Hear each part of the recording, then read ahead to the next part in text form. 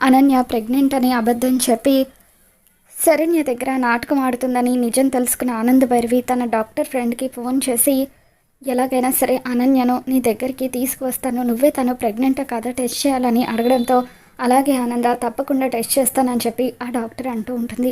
ఇక ఆ తర్వాత ఆనంద శరణ్యను పిలిచి అనన్య ప్రెగ్నెంట్ కాకపోయినా కావాలని నిన్ను మోసం చేస్తుందని నాకు అనిపిస్తుంది, అది నిజమో కాదో తెలియాలంటే నేను చెప్పినట్టుగా చెయ్యని ఆనంద ఒక ప్లాన్ని శరణ్యకు చెప్తుంది. ఇకప్పుడు శరణ్య ఆనంద చెప్పినట్టుగానే మొత్తం మందు తీసుకొని అనన్య దగ్గరికి వెళ్తుంది. అక్క, ఏంటక్క ఈ పర్ఫ్యూమ్ స్మెల్ నీ దగ్గర నుండేనా అని చెప్పి అంటూ ఉంటే కాదే అని చెప్పి అనన్య అంటూ ఉంటుంది.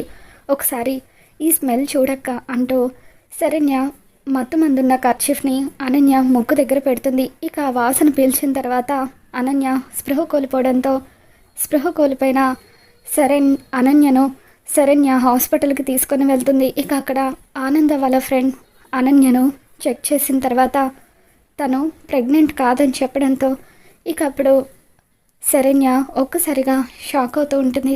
చూసావు కదా శరణ్య, ఇప్పటికైనా నమ్ముతావా? ఆ అనన్య కావాలని తను ప్రెగ్నెంట్ అని అబద్ధం చెప్పి నీ దగ్గర నాటకం ఆడుతుంది అని చెప్పి ఆనంద అనడంతో శరణ్య అనన్య మీద కోపంతో రగిలిపోతూ ఉంటుంది. బట్ రాబోతున్న ఎపిసోడ్లో ఏం జరగబోతుందో మళ్ళీ మన ఛానల్లో తెలుసుకుందాం. ఈ వీడియో మీకు నచ్చినట్లయితే తప్పకుండా లైక్ చేయండి.